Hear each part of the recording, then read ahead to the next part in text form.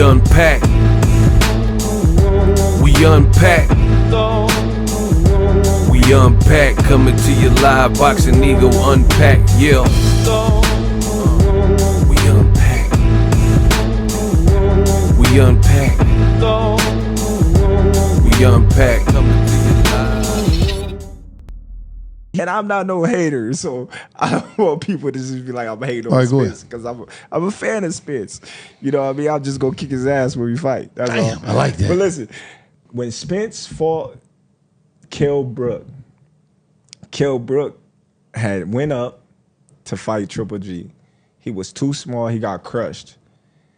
At that point in time, they rushed him within months to get back down to 147 to fight Errol Spence. You know what I mean? Of course, the dude wasn't healed. Eyes still messed up. You know what I mean? Weight drained, all that. Errol Spence wore him down, then, you know what I mean, broke him down. Credit. The difference between when I fought him, he was already, you know what I mean, fighting. He was on a 3-fight winning streak. You know what I mean? So he's not coming off a loss. He's not coming off of injury. The man said it out his own mouth, this is the best I ever felt in my career. You know what I mean? And that is that. And that is that, huh? We'll see. What up, Fight World? It's your boy Ego, and I'm back with some more boxing. Right on screen, you see Kell Brook for the Errol Spence fight. The clip at the beginning was Terence Crawford on a recent podcast, $1 Million Worth of Game, and he's explaining from his perspective, the difference between when he fought Kell Brook and when Errol Spence fought Kell Brook. And boy, is it flawed. In this video, I'm gonna spend some time, I'm gonna unpack, we unpack, coming to you live, and explain why it's a flawed statement or whatever point he was trying to make. Now, ironically enough, when Terence Crawford, I don't think Terence Crawford likes criticism. You know, he wants everybody to just praise him. He's a talented fighter, and that's that. The other thing I noticed is there's some hypocrisy there. There's some hypocrisy in terms of when Crawford's team does certain things, like belittle other fighters and stuff like that, it's a problem. But then Crawford's on the same podcast saying that he beefing with Jermell Charlo because Jermell Charlo picked a side and was like saying won't, won't, won't. But that's his side. That's his people. That's his stablemate. What's the difference between, let's say, Bernie or other people within Team Crawford backing you 100%? They know you, they grew up with you, etc.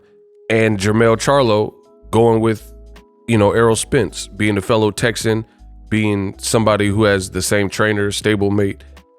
You know, it doesn't really make sense. But I digress. I don't even want to get too much distracted so I could really cook. So this is what I disagree with what Terence Crawford said on that podcast. For starters, I mean, it just sounds, anybody who knows boxing, and this is the other funny thing, I gotta say this. Terence Crawford's team always talks about if you disagree with them, you don't know boxing, and you're not a fan of the sport, you don't know the history. So we're gonna go into the history and talk about actual things. So what Crawford, in his explainer that I just played for you about Kell Brook, when Errol fought him and when he fought him, it sounds completely delusional to me because it lacks context. There's no context there. He's saying that, oh, Errol Spence, he fought Kell Brook fresh off the Triple G. Hey, no, guys, hey, Max, this big drama, guys, this punch is not. Right? That's true. He did fight. Kell Brook moved up for whatever reason to middleweight, got stopped by GGG, and then he moved back down. But this is the context that is lacked. So Kell Brook lost at middleweight to Triple G. When he moved back down to welterweight, he was still undefeated at welterweight. He was a champion at welterweight versus when Crawford fought him 3 years later, he was none of these things. He wasn't a champion. He wasn't, you know, hadn't even been fighting at welterweight, which I'll get to in a second. We unpacked. So just with that, me providing you guys context, it makes what Terence Crawford, his argument, it makes it like really a moot point. You're trying to roast Errol Spence, his win over Kell Brook, and he fought him when Kell Brook was only one fight removed from welterweight. When Crawford fought him, he was 3 fights removed from welterweight. He hadn't even been fighting at welterweight, right? And again, he was a champion. That's something you would want to include if you're trying to make your point on how you fought the better Kell Brook, which is obviously what Terence Crawford is trying to do, because he also said, Kell Brook said, this is the best shape I've ever been in.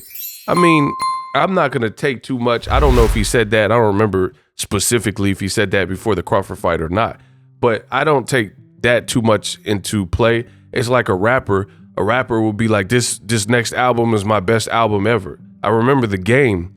He did that. He said that Drillmatic is going to be his best album ever, and it really wasn't. You know, I like the documentary, Devil's Advocate, LAX, all those albums I like more than that.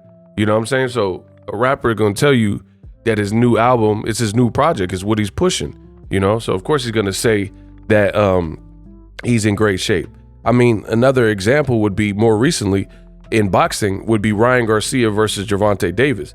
Ryan was saying, I feel great. I'm going to stop Tank. I'm going to whoop Gervonta Davis. It's only going to take me 2 rounds, yada, yada, yada. After the fight, Ryan, you know, there were claims that he had a mole in his camp and his rib was bruised or messed up or collapsed or whatever was going on. And, you know, he struggled to make weight and all, you know, all these different things. But none of that was revealed before the fight. You know, no one, he never said, he didn't enter the fight saying, hey, my rib is jacked up. You know what I mean? So I don't really take too much into that. So, ooh, big deal. Kell Brook said he was in the best shape. He probably said that before the Errol Spence fight and the Triple G fights he lost back to back. At that point in time, they rushed him within months to get back down to 147 to fight Errol Spence. You know what I mean? Of course, the dude wasn't healed. Eyes still messed up. You know what I mean? Weight drained, all that. They rushed him, huh? So right now you see the box rec. When he fought Gennady Golovkin, it was September 10th, 2016. You look at when he fought Errol Spence, and it was the next year, and it was in May 27th. So that's about 8 months since the Triple G fight. So what is Crawford talking about? They rushed him. He had 8 months in between the fight. I can understand if it was a job like Canelo did with Kovalev, where Kovalev fought Anthony Yarde, almost got stopped in that fight, and then months, like literally like 2 or 3 months later, he's fighting Canelo Alvarez, and he has weight stipulations like a rehydration clause. That would make sense. But to say that Errol Spence rushed Kell Brook back to health or whatever, he had 8 months to recover. Beyond that, the doctors, he said his eye wasn't healed. The doctors would not allow him to fight if he didn't pass a medical. I mean, it's just common sense. So obviously he was cleared to fight post injury and post Triple G surgery and all that stuff with his eye. So it's not looking good so far for Crawford's argument. Not to mention Errol Spence in the Kell Brook fight was off a 9-month layoff himself entering the Kell Brook fight. So there's that. In addition, Errol Spence beat Kell Brook in his backyard, unlike Terence Crawford beat him in Las Vegas in the bubble during the Rona. Now, we know Errol Spence had a Manny Pacquiao fight on the table. It was an announced fight. They even did a presser, but he was forced to withdraw with the torn retina. Look at the date. I made this video August 10th, 2021. Later, he had an immediate surgery. So you see Errol Spence first talk since eye surgery, August 27th. First look at his eye, September 19th, 2021. Save the date. And boom, you never know. Errol Spence came back to the ring to fight your Dennis Ugas after eye surgery for a detached retina, and he fought him in April of 2022. Run it back. See, my verses be so hard, I need a pullback. So Crawford just said that they rushed Kell Brook back. Errol Spence also had a problem with his eye, a detached retina, August 10th, 2021, as you see that video. He had the surgery late August 27th, and then he was first seen September 19th, 2021. So we're looking at a bad eye August, and then the surgery was done by September. He fought Yordenis Ugas in April of the very next year. So guess what? That's about 7-8 months from the actual surgery. And Errol Spence came back and fought a champion, Yordenis Ugas, and stopped him. So again, Crawford said that Kell Brook was rushed back, and these are the reasons he lost to Errol Spence. But then Errol Spence, if that's your argument, he was rushed back and he won versus a champion, Yordenis Ugas, who had just beaten Manny Pacquiao. Damn, I'm good. And if you listen to the podcast, Terence Crawford opened up with, I'm not a hater. I'm not a hater. People are going to say you're hating on Errol Spence. I like Errol Spence. So we got to apply the same logic. So for Terence Crawford to try to make it like he fought the fresher, better Kell Brook is just, it's asinine. It's insane.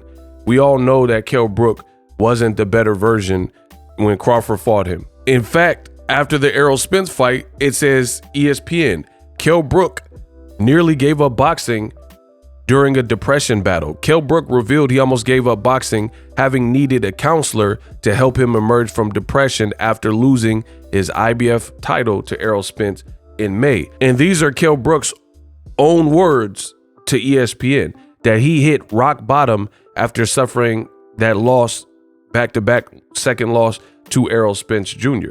So how did Crawford fight the fresher, better version if February 28, 2018, after the Errol Spence fight, he was facing rock bottom and battling depression and drinking? That's rock bottom, like Tupac when them cops shot him. I hope your windows and doors got some locks on them. I got problems. Now everybody on my blocks got them. That's rock bottom. This is Kell Brook. You see it. Yeah, I thought about packing it in, Brook admitted to ESPN. I was very low after the way I did against Spence and Sheffield, the way I lost, and then people saying I had quit. Nobody walks in my shoes except me. It was around Christmas I hit rock bottom. I was pushing people closest to me, family away. I was a mess. I was drinking too much, feeling down. I knew I had to get back into boxing. I had to change my life. I was seeing a counselor, and that's how bad it got. And I just had to open up and see how it was. I poured my heart out a few sessions, yada, yada, yada. So there's no way that you're going to have me believe that Kell Brook was the better version when you fought him years later. And then the other thing he said in closing was, he said that he was weight drained and all of that. And he said when he fought me, he was coming off a win streak. He was coming off of unknown Rabchenko and fights like that. Again, like I've stated throughout this video, it's about context. Yeah, he fought Sergey Rabchenko, 29-2, and Michael Zarafa. Mind you, in the Michael Zarafa, I watched that fight. Michael Zarafa, in that particular fight, UK commentators can be insanely biased, and even they were saying that Kell Brook should probably retire because I believe he got hurt in that fight, and he just didn't look great, even though he was able to win a decision against Michael Zarafa, who was a stripper, a Chippendale worker, right? And they were saying how bad Kell Brook was looking through the fight, and the UK commentary could be insanely biased. Much more success than many felt he would.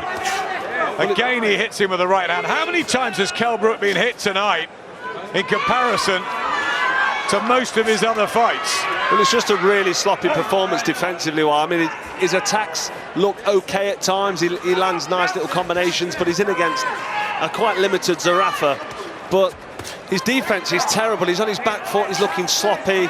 He's got no head movement, and he's wide open with his chin in the air, and he's getting caught flush with shots. He's getting the win, but it's the manner in which he's doing it against a level of opposition. Who gave Zarafa a chance before this, apart from his real inner team? Nobody. And that's how we've got to judge Kell Brook, on the fact that nobody's given him a chance. So we're expecting Kell Brook to go in here and just wipe him out. But Zarafa, he's given us a fight. He really is giving us a contest. He really is. Michael Zarafa, excellent effort when he looked like he could fall apart early. Well, an average performance really on the high level that Kell Brook sets himself and has performed over the years. 37 wins, this fight number 40, and he's fought at much, much higher level than Michael Zarafa. Zarafa still there into the 9th round. You didn't think that, did you, beforehand? Mark DeLuca. You know, these aren't prime fights. So yes, it's about context. He was coming off of a win streak, but the other thing Crawford didn't mention is he said he was weight drained when Errol fought him, but how is he not weight drained being older? And when he fought Zarafa and Rabchenko and these different guys, he was fighting them like close to 154, over 150 pounds. When he fought Crawford, he jumped back down to welterweight, which he hadn't made since 2017. Come on. I got to be the best in the business. So I know I made sense to you guys. You guys let me know in the comment section. To me, this just wasn't a solid argument. Like, I treat my channel like a court case. And if you were before the judge and I present my facts and Crawford presents his facts regarding who got the better version of Kell Brook, we already know his case would be dismissed because I just showed you step by step. I didn't just say it on a podcast. I'm showing you like detailed annotations and, you know, things from the archives so you can see for yourself and make your own assessment of who's telling the truth. So I don't think it was a good argument. And frankly, that if he really believes that he fought the better Kell Brook, then that is very concerning. That's highly concerning. So he thinks he fought a better Jose Benavidez than when Mauricio Herrera fought Jose Benavidez before he got shot in the leg. You see what I'm saying? That would be a similar example. Like how a guy got shot in the leg and you fought him years later and, you know, he had moved up in weight and stuff like that. You're not getting the quote unquote prime version. Drop your thoughts in the comment section. I know I did my thing. We unpack.